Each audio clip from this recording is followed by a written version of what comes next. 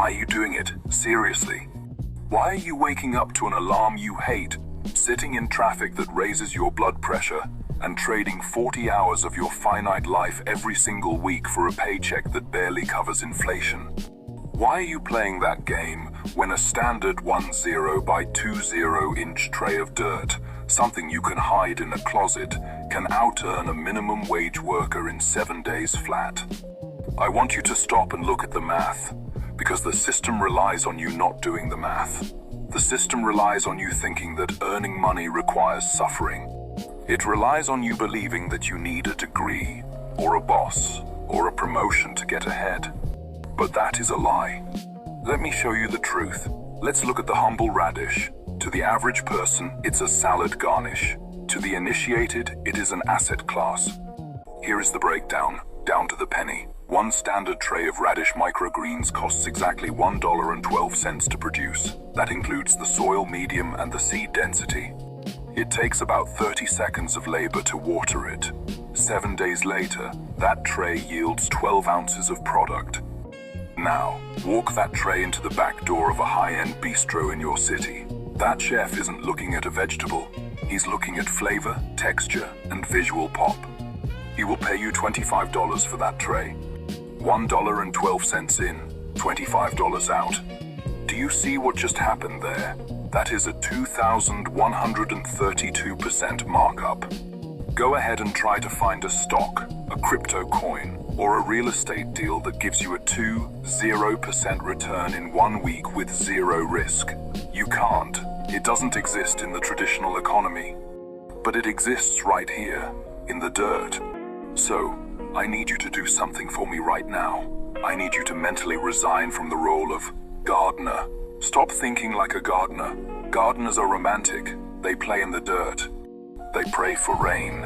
They hope the bugs don't eat the leaves. We are not gardeners. We are high-frequency traders of biomass. We deal in speed, density, and turnover. We don't care about the seasons. We control the sun. We don't worry about land. We worry about verticality. See, the old way of thinking says you need 100 acres and a tractor to be a farmer.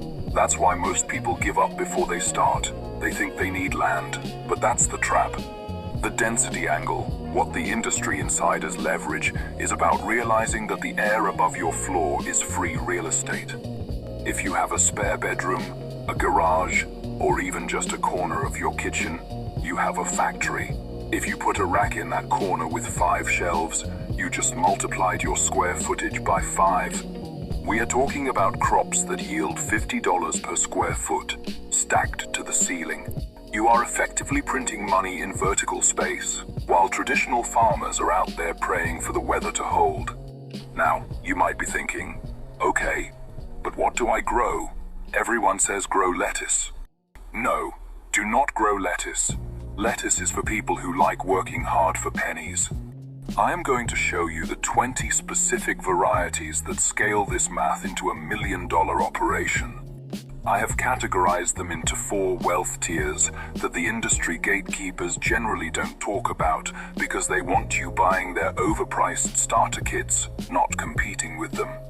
We are going to move from the fast cash crops that pay your rent all the way up to the unicorns, the pharmaceutical grade grows that sell for prices that would make a steakhouse blush.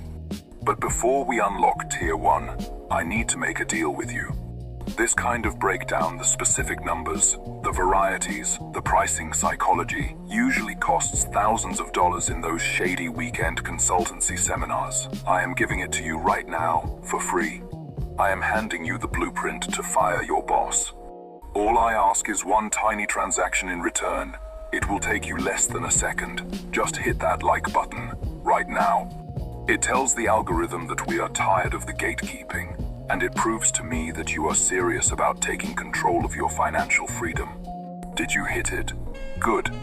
Now, let's get to work. Let's talk about tier 1. We call this tier the fast cash.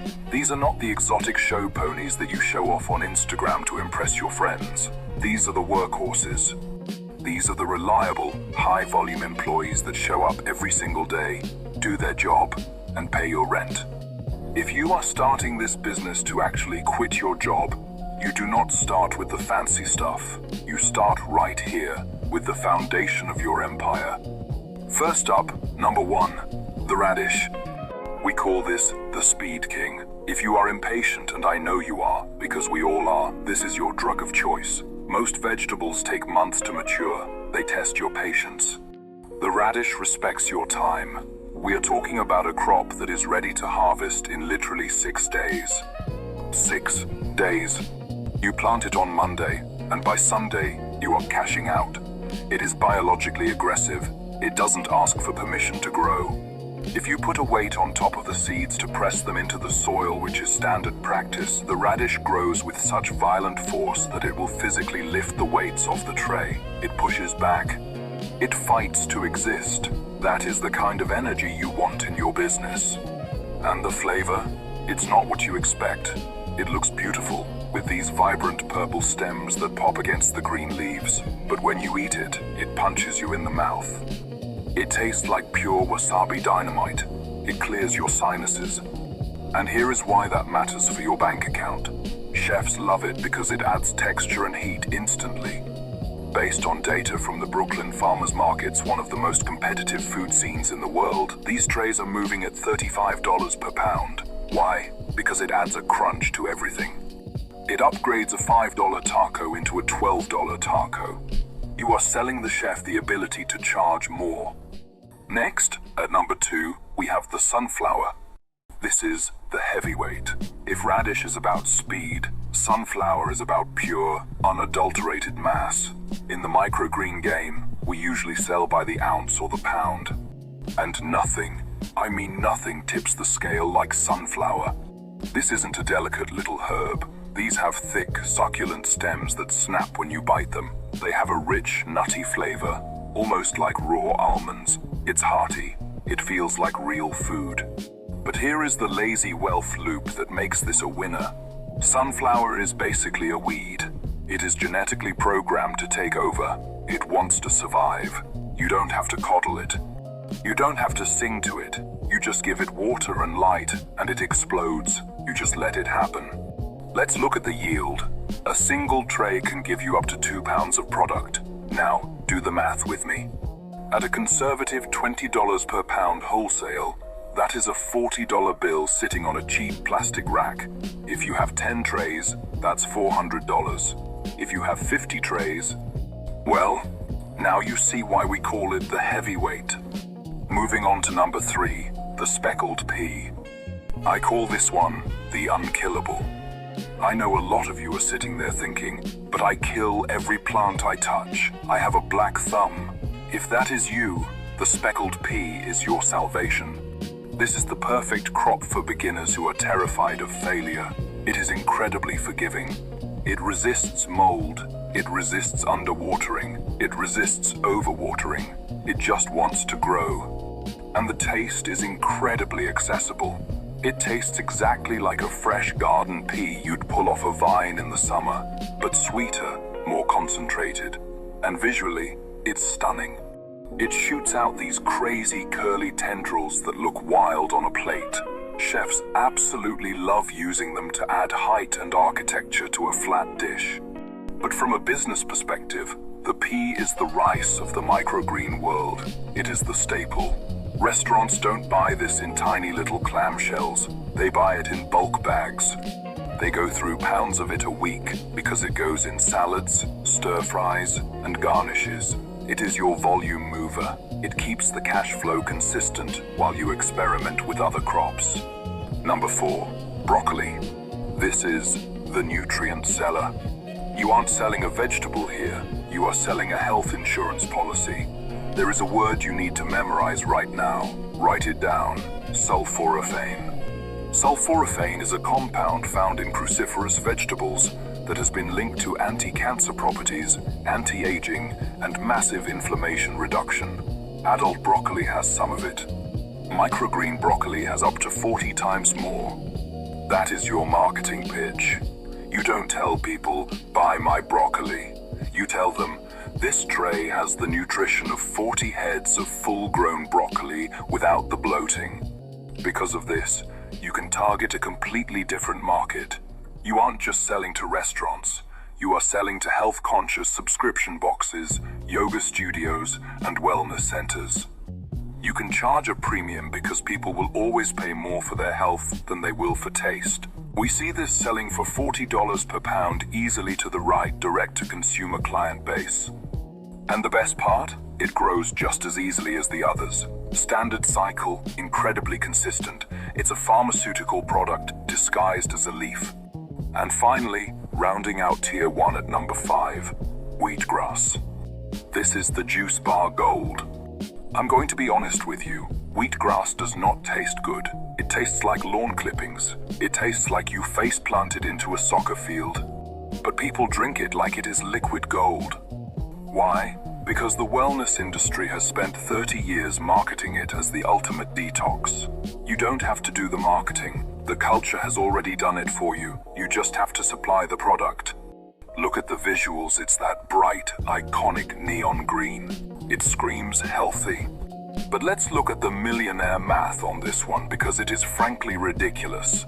Wheatgrass is effectively grass. The seed is cheap wheat berries. The cost to grow a tray is pennies. I'm talking pocket change. But walk into a juice bar in Los Angeles, or Austin, or Miami. How much is a single shot of wheatgrass juice? $4? $5? One tray produces dozens of shots. The margin here is criminal. You are taking one of the cheapest seeds on the planet, adding water, and 7 days later selling it for the price of a premium cocktail. It is the ultimate arbitrage. You are selling the idea of health, and the markup is pure profit. These 5 crops, radish, sunflower, pea, broccoli, and wheatgrass, are your safety net. They are the engine. You can build a 6-figure business just on these 5 alone. But why stop there? Why settle for paying the rent when we can aim for buying the building? Because now that we have the cash flow secured, we are going to level up. We are going to move into the crops that don't just pay the bills, they make you famous. They make you the only game in town. Welcome to the big leagues. Welcome to Tier 2. If Tier 1 was about volume, about moving heavy trays and filling bulk bags, Tier 2 is about precision. We call this tier the luxury chef exclusives. We are shifting strategies here. We are no longer competing on weight. We are competing on wow factor. This is where you stop being a farmer and you start being a curator of edible art. The margins here aren't just good, they are borderline offensive. These are the crops that allow you to walk into the best restaurant in your city, the one with the 6-month waiting list, and have the executive chef shake your hand like you're the most important person in the room. Let's start with number 6, red amaranth. This is the visual stunner. I want you to picture a stark white ceramic plate. Now picture a piece of white halibut on it. It looks boring, right? It looks cheap. Now, sprinkle a pinch of red amaranth on top. Suddenly, it pops. We are talking about a shocking, vibrant magenta color that doesn't look real. It looks like it was invented in a lab, but it grew out of the dirt. Here is the secret. It's not a vegetable. It is edible neon confetti. Chefs are desperate for this. They don't buy it for the taste, which is mild and earthy. They buy it for the psychology. They use your amaranth to justify charging $45 for that halibut dish. They need that color to signal luxury to the customer. You are not selling a garnish. You are supplying the justification for their high prices. And because you are the one holding the magenta paint, you get to name your price. Number 7, red-veined sorrel. This is my personal favorite. I call this the flavor shock. If you've never seen it, it looks prehistoric. It looks like a poisonous jungle plant you'd see in a movie. It has these bright lime green leaves with blood-red lightning bolt veins running through them.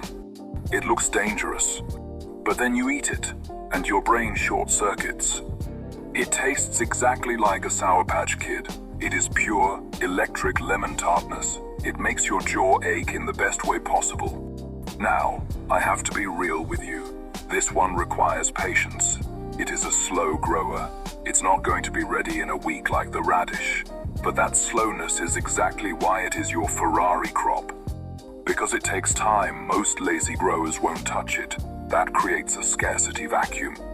When you bring this to a chef, you aren't selling greens, you are selling an experience. Because of that scarcity, red-veined sorrel trades at $60 to $80 per pound. Let that sink in. You are selling biomass for the price of silver. You only need a few trays of this to equal the profit of an entire acre of corn. Moving on to number 8, Genovese basil. This is the aromatic. You know this smell. It's the smell of summer, of Italy, of fresh pesto. But here is the trick. The smell alone sells this tray before you even cut it.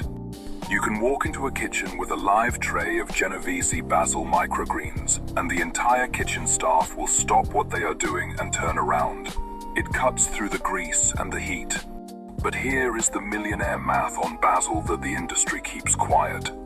Full-grown basil is a pain. It gets woody, it gets bitter, it takes forever. Micro basil, it is pure leaf margin. It is softer, sweeter, and more potent than the adult plant.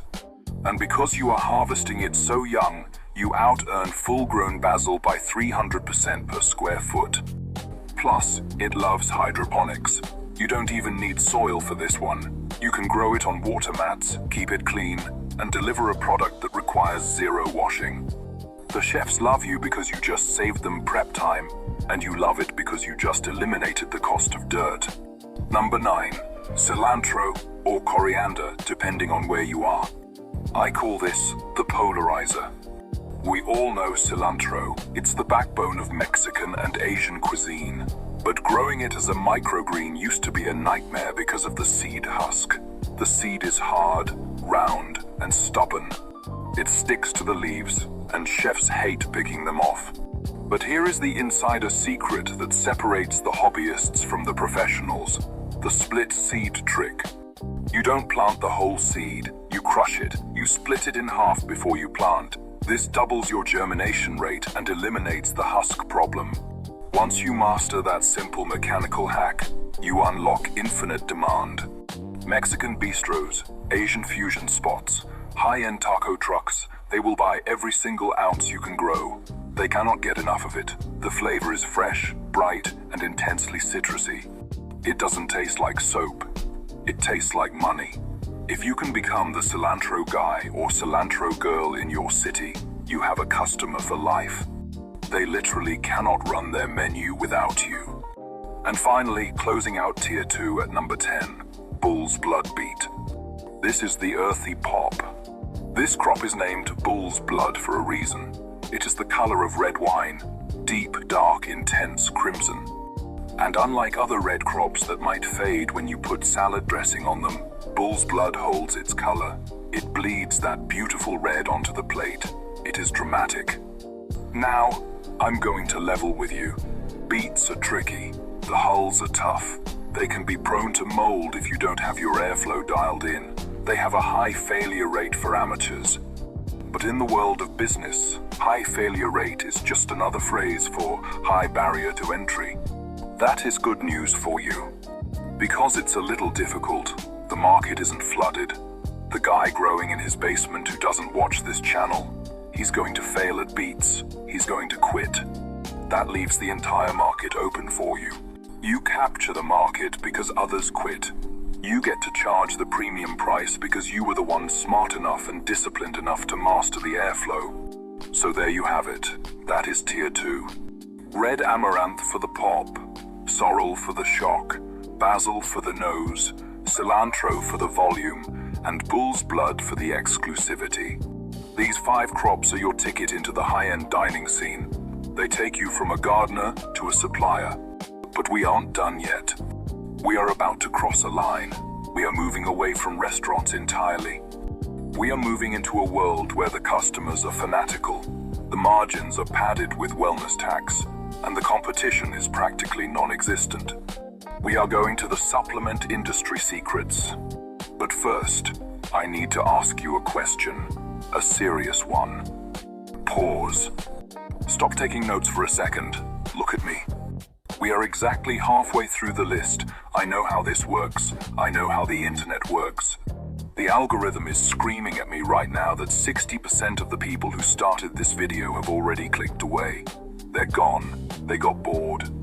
They are watching a cat video or a prank compilation or some other distraction that keeps them broke. But you are still here. And that tells me something very specific about you. It tells me that you aren't just here for entertainment. You aren't just watching. You are hunting. You are looking for an exit strategy from the rat race, and you have the attention span to actually find it. That separates you from 99% of the population right there. So, I want to do a roll call. I want to see who is actually paying attention and who is ready to build this empire. I want you to go to the comments section right now. Don't overthink it. Just type the number of the microgreen you are going to grow first. Are you going to play it safe with number 2, the sunflower, for that guaranteed heavy yield? Or are you brave enough to try number 7, the sorrel, and chase those Ferrari margins? Type the number. Let me know. I read every single one because I want to know who is actually taking this seriously. Did you drop the comment? Good. Now, lock back in. Because if you thought the chef exclusives were profitable, wait until you see what the health nuts are willing to pay for. Welcome to Tier 3. We are leaving the restaurant kitchen now. We are stepping away from the chefs and the plating tweezers. We are entering a market that is arguably even more profitable and infinitely more desperate for your product. We are entering the supplement industry secrets. This tier is all about superfoods. It is about targeting the health nuts, the biohackers, the gym rats, and the yoga moms who will pay absolutely anything to feel 1% better. These customers don't care about the price per pound. They care about the nutrient density per bite. You aren't selling them a salad. You are selling them a biological upgrade. You are selling them a way to cheat death. And the best part? These crops are just as easy to grow as the cheap stuff. Let's kick this off with number 11, spicy mustard. This is the kicker. You know that feeling when you eat something and it immediately wakes you up? That is bioavailability. That is the plant hitting your bloodstream instantly. Spicy mustard microgreens are intense. They possess a heat that isn't like a chili pepper. It's a clean, sinus-clearing rush that feels medicinal. Visually, they are gorgeous, frilly green and red leaves that look like little explosions. But the Millionaire math here isn't about selling it alone. You don't sell a bag of just mustard. That's too intense. No, you use this as a value multiplier. You take a bland, cheap crop like lettuce or pea shoots, and you mix in 10% spicy mustard. Suddenly, you aren't selling salad mix. You are selling a metabolism booster blend. You label it as a fat-burning, high-energy mix. You bundle it. By adding a tiny amount of this high-potency crop, you can double the price of your base mix. It's the secret sauce that makes the generic stuff exciting. Number 12, red cabbage. This is the vitamin C bomb.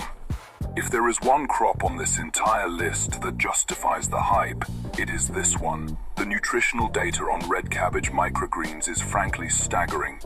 We are talking about 40 times the vitamin E and 6 times the vitamin C of the adult vegetable. 40 times. Do you understand what that does to a customer's brain? When you put that number on a sticker, you aren't selling cabbage anymore. You are selling immunity. You are selling protection. In a world where everyone is terrified of getting sick, this is liquid gold.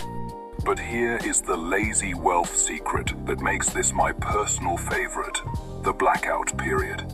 Red cabbage loves the dark. When you plant it, you stack the trays on top of each other and leave them in total darkness for longer than almost any other crop. You literally ignore it. You don't look at it. You don't touch it. You let it struggle in the dark. That stress is what makes it strong. So, while you are sleeping, or watching TV, or doing literally anything else, this plant is sitting in the dark, synthesizing vitamins, preparing to make you rich. It works hardest when you are doing the least. That is the definition of efficiency. Number 13, arugula. This is the gourmet standard. Now, you might be thinking, I can buy arugula at the grocery store for $3. No, You can buy sadness at the grocery store. You can buy limp, wet, plastic-wrapped leaves that travel 2,000 miles in a truck. The arugula you are going to grow? It is a different species entirely. It has a peppery bite that puts the grocery store rocket to shame. It's crunchy, it's spicy. It has a nutty undertone that makes people stop chewing and say, whoa. And the return on investment, the ROI, is massive. We are looking at 1,200%. Why? Because unlike the spicy mustard, which is a mix-in, arugula is a base. Restaurants and families use this as the main event. They need volume. They need massive bags of it weekly. Once you get a customer hooked on the real taste of fresh arugula, they can never go back to the grocery store stuff. It tastes like cardboard to them now. You have ruined them for the competition. That is exactly where you want them. Number 14, purple kohlrabi. I call this the alien. If you want to stop someone scrolling through Instagram, you post a picture of this. It looks like it came from Mars. It has these vivid, electric purple stems, but the leaves are this deep, dusty teal color. Purple and teal. It is a color combination that barely exists in nature. It looks synthetic. It looks cool.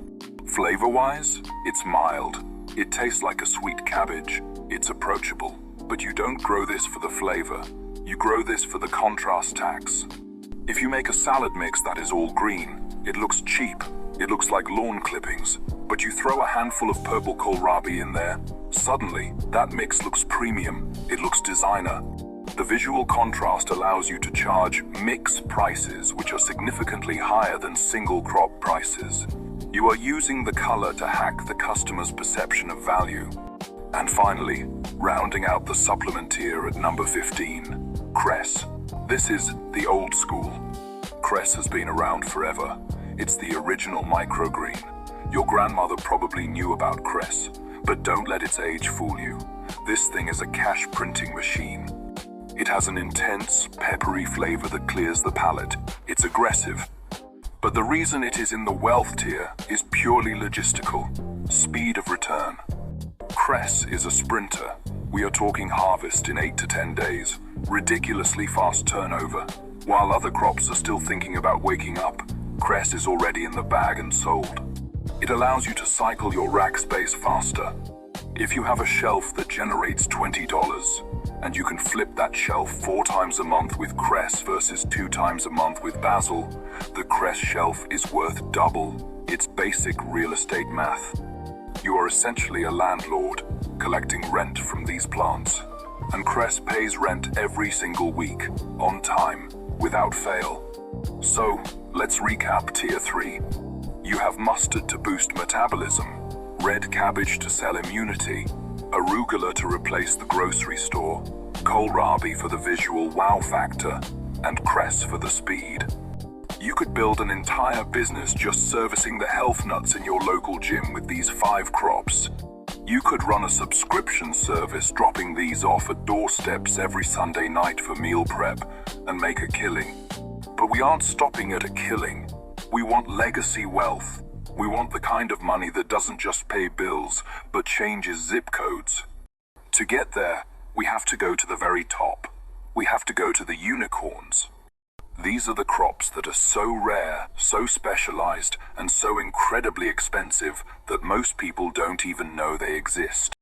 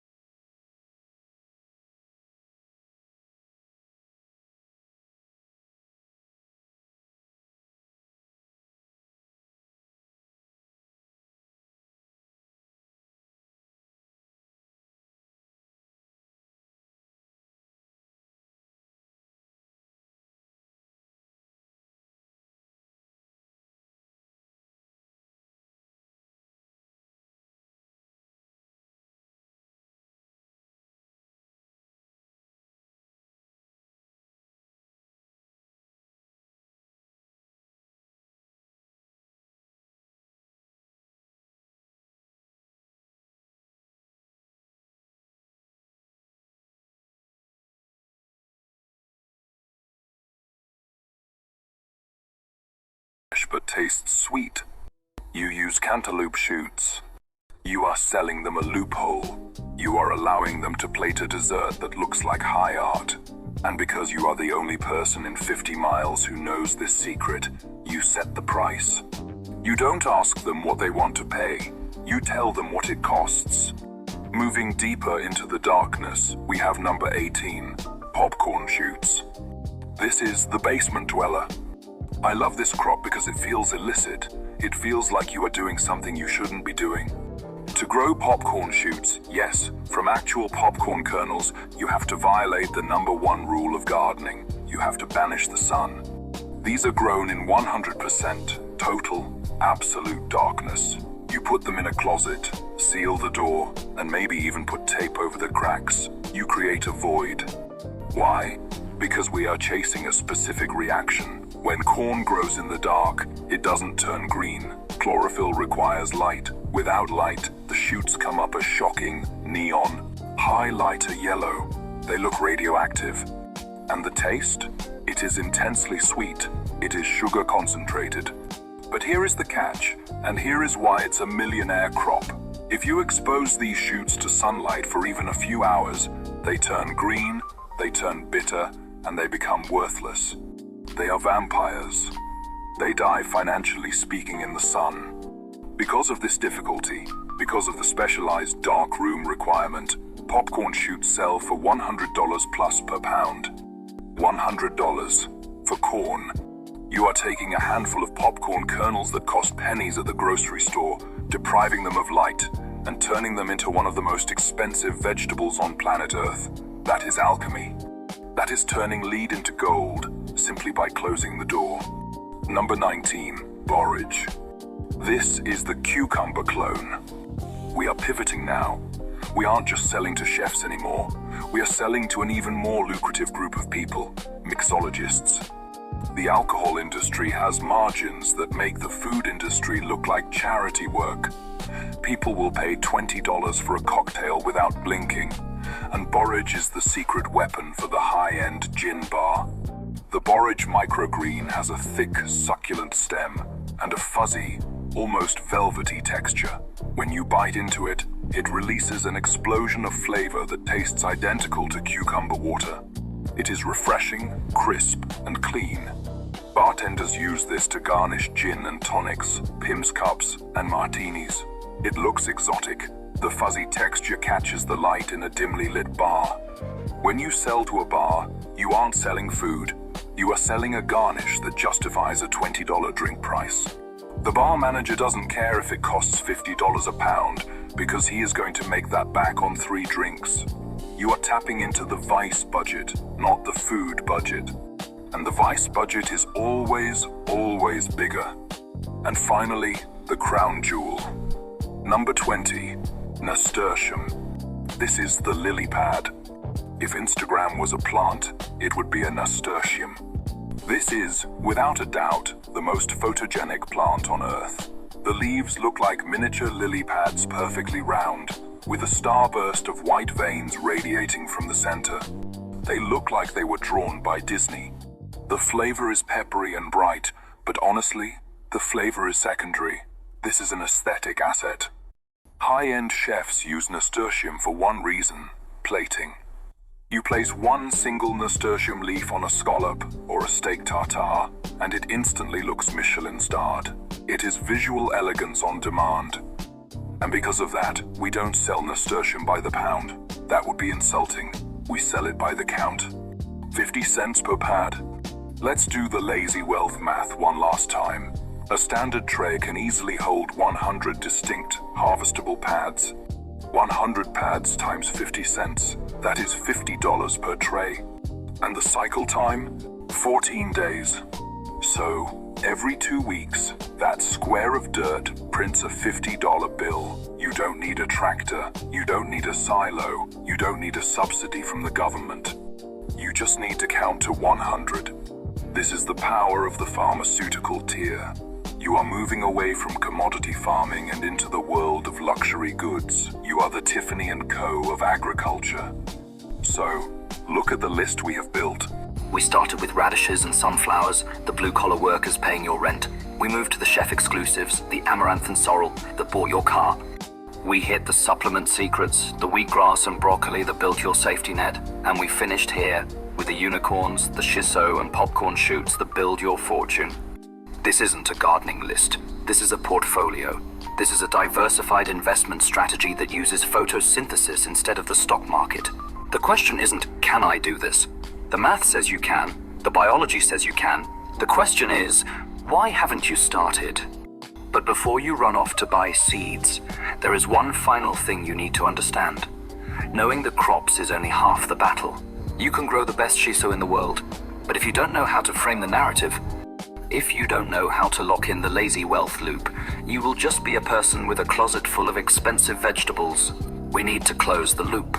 We need to talk about the mindset that keeps you rich. Let's bring this home. We have reached the end of the list, but we have arguably arrived at the most important part of this entire video. The list of 20 plants is just data. Data by itself is useless. I could give you the winning lottery numbers for next week, but if you don't actually buy the ticket, that data is worthless. So, I need to frame this for you one last time. I need you to understand why we are doing this. We are not doing this because we love dirt. We're not doing this because we want to wear overalls and wake up at dawn. We're doing this because of the lazy wealth loop.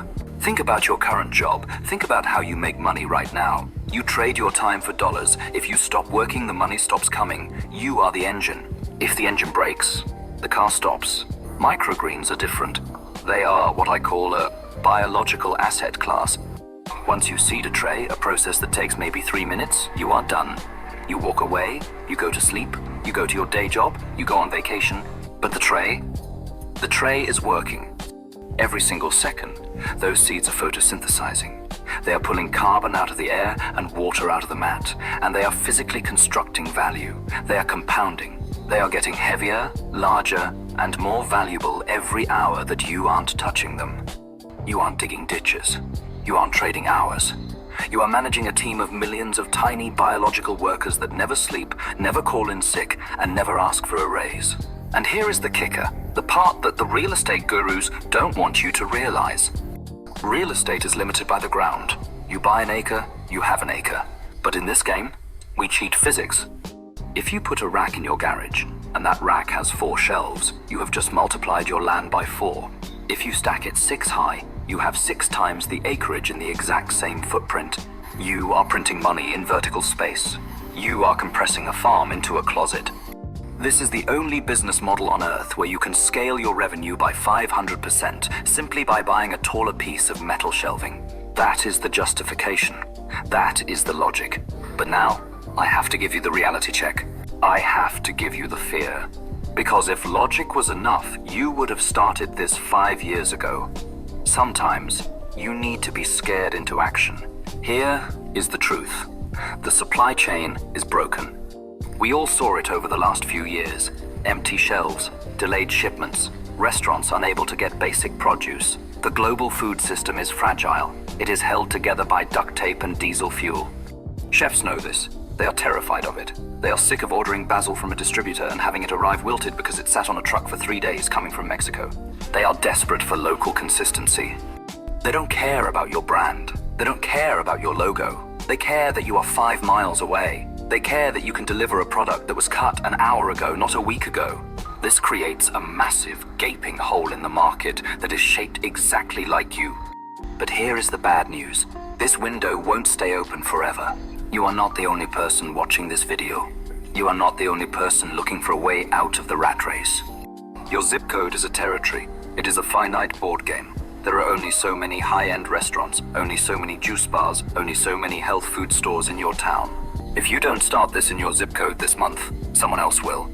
I guarantee you, there is someone else in your city watching this content right now, and they are thinking, maybe I should do this.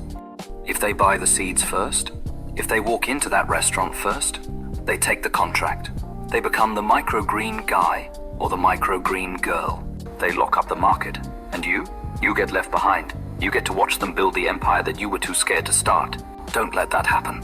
Do not let someone else eat your lunch because you were too busy overthinking the menu.